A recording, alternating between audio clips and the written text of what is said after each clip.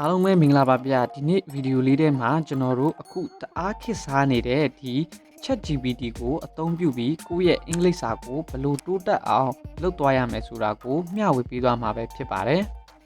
ChatGPT ကိုကျွန်တော်တို့အရှိကောက် Generative Pre-trained Transformer လို့ခေါ်ပါတယ် Artificial Intelligence လို့ခေါ်တဲ့ဒီဉာဏ်ရည်တုနည်းပညာနဲ့ဖန်တီးထားတဲ့ AI နည်းပညာဟာ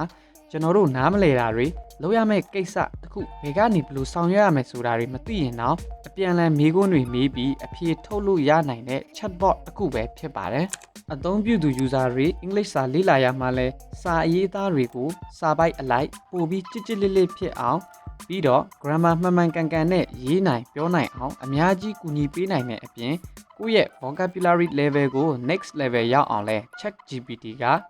စကားလုံးတူစနစ်လေးတွေနဲ့ပါဖန်တီးပေးနိုင်ပါတယ်။ Okay ဒါဆိုရင် ChatGPT ကိုအသုံးပြုပြီးကျွန်တော်တို့အင်္ဂလိပ်စာတိုးတက်အောင်ဘယ်လိုလုပ်လို့ရတယ်ဆိုတဲ့အကြောင်းမစခင်မှာခုနကကျွန်တော်ပြောသွားတဲ့ဒီဗီဒီယိုလေးရဲ့ intro ကိုဘယ်သူရေးပေးထားတယ်လို့ထင်ပါလဲ။သိကြတာတော့ကျွန်တော်ရေးထားတာမဟုတ်ပါဘူး။ ChatGPT ကိုကျွန်တော်ရေးခိုင်းလိုက်တာပါ။ဒီမှာကျွန်တော် ChatGPT မှာ write an introduction of how we can use ChatGPT to improve our English လို့ကျွန်တော်ရိုက်လိုက်တယ်။ Okay ဆိုတော့အဲ့မှာလုံးဝ ChatGPT ကကျွန်တော်အတွက်ဒီဗီဒီယိုလေးအတွက်ပေါ့နော်လုံးဝပြည့်စုံတဲ့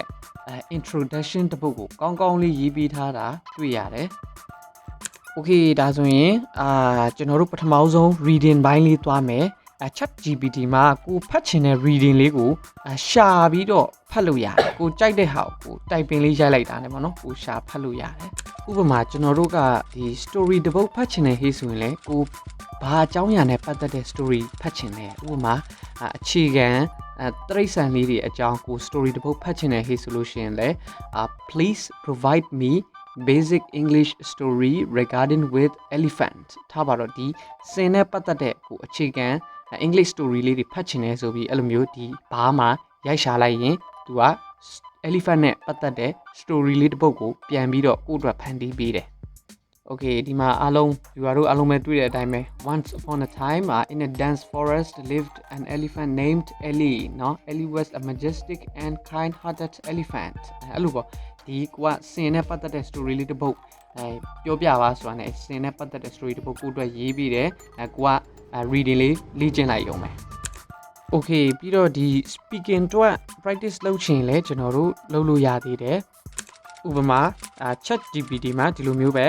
please write English conversation when you arrived at airport เนาะကျွန်တော်တို့ဒီလေယာဉ်ကွင်းရောက်မယ်ဆိုလို့ရှိရင်ကိုပြောရမယ့်ဒီ conversation လေးကဘယ်လိုဖြစ်မလဲကိုကြိုပြီးလေ့လာခြင်းနဲ့ဆိုရင်လဲရိုက်လိုက်တာနဲ့သူကconversation လေးတစ်ခုပြန်ချပေးတယ်ဒီမှာဆိုရင် viewer တို့အားလုံး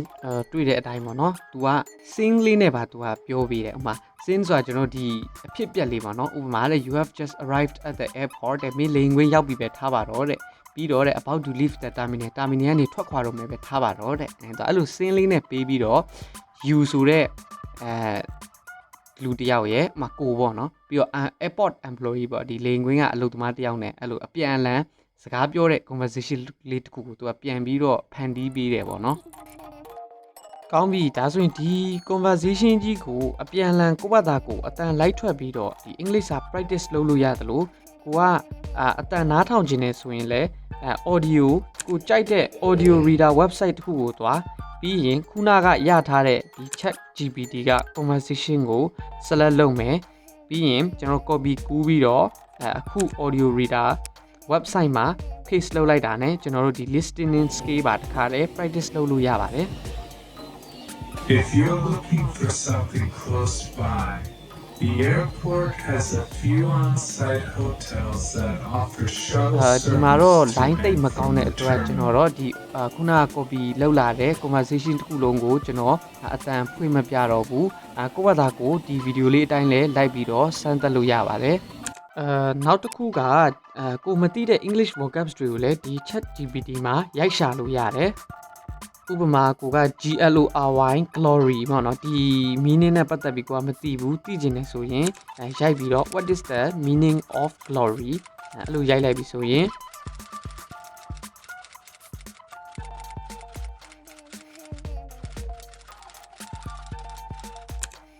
ဒီ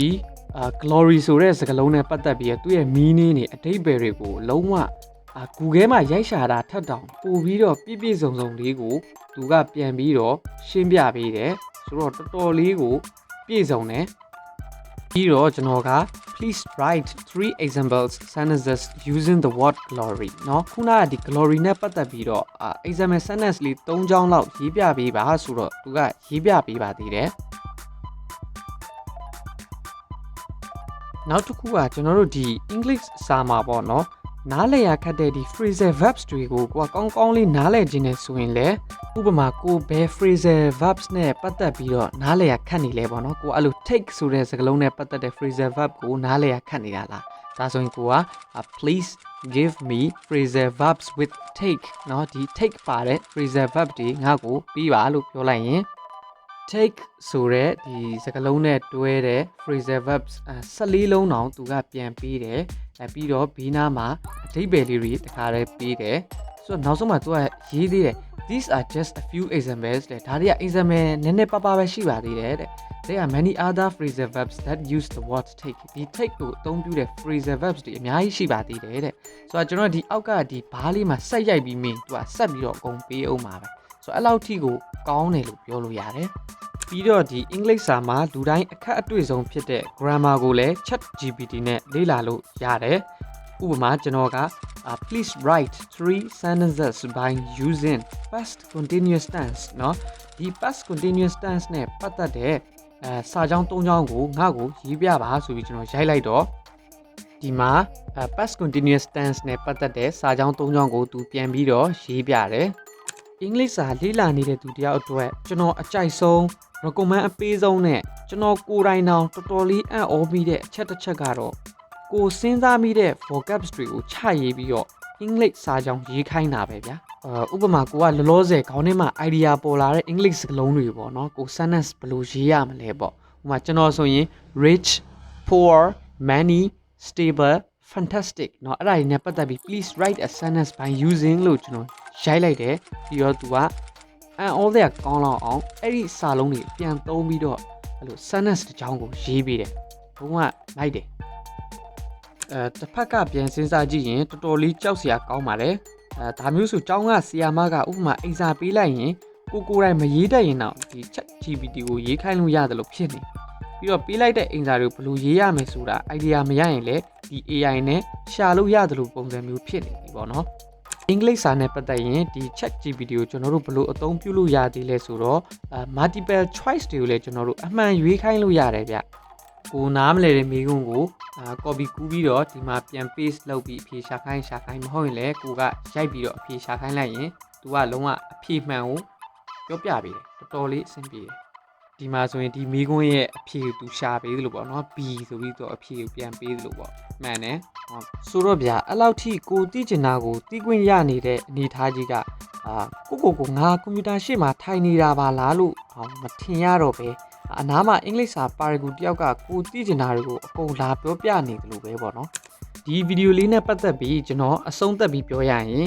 ChatGPT ကကျွန်တော်တို့ဘလောက်ပဲကောင်းเนาะအခုလိုမျိုးinteraction ကောင်းနဲ့လုပ်နိုင်ပေမဲ့လည်းကျွန်တော်တို့ဘယ်တော့မှဆရာတယောက်နဲ့ communication လုပ်ပြီးစာသင်ပြီးရလာတဲ့အနှစ်သာရနဲ့တော့တူနိုင်ပါဘူးအကျိုးကျေးဇူးတွေလည်းလုံးဝကွာပါတယ်ကြော်လို့လည်းမရသလိုအစားထိုးဖို့တောင်လည်းမဖြစ်နိုင်သေးဘူးလို့ထင်ပါတယ် ChatGPT ဟာအင်္ဂလိပ်စာလေ့လာနေတဲ့သူတွေအတွက် classroom အချိန်ပြင်ပပေါ့နော်ကိုတယောက်တည်းရှိနေတဲ့အချိန်မှာလေ့လာမယ်ဆိုရင်တော့ကျွန်တော်ရဲ့ personal အမြင်အရလုံးဝအသုံးအဝင်ဆုံးနဲ့အကောင်းဆုံးပဲလို့ထင်ပါတယ်ဟုတ်ကဲ့ပါကျွန်တော်အခုမျှဝေပေးသွားတဲ့အကြောင်းအရာလေးနဲ့ပတ်သက်ပြီးကြိုက်နှစ်သက်တယ်ဆိုရင်တော့ကျွန်တော်ရဲ့ channel လေးကို like and subscribe လေးနဲ့ကူညီပေးပါအောင်နောက်များမှာလည်းကျွန်တော်ရဲ့ channel လေးကနေ viewer တို့အတွက်အကျိုးရှိမဲ့နော်ဘဟုတုတလေးတွေစိတ်ဝင်စားဖွယ်ရာအကြောင်းတွေနိုင်ငံတကာမှာဖြစ်ပျက်နေတဲ့အကြောင်းအရာတွေကိုအပတ်စဉ်မျှဝေပေးသွားမှာမို့ဝင်ရောက်ကြည့်ရှုပေးကြဖို့လဲတိုက်တွန်းလိုက်ပါတယ်ဗျာအားလုံးကိုကျေးဇူးအများကြီးတင်ပါတယ်